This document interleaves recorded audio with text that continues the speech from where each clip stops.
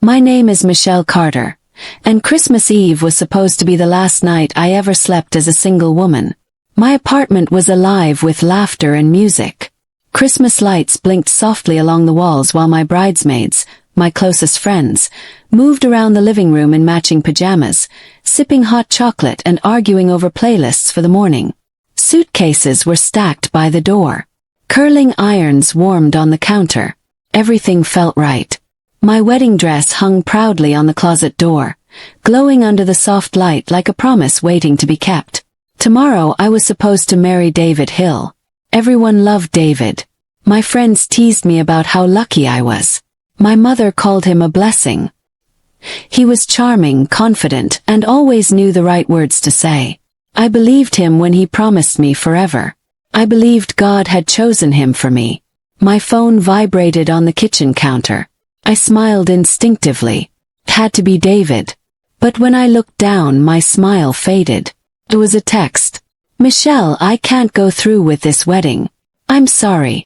For a second I just stared at the screen, convinced it was a joke, some terrible misunderstanding. I laughed nervously, waiting for another message to follow.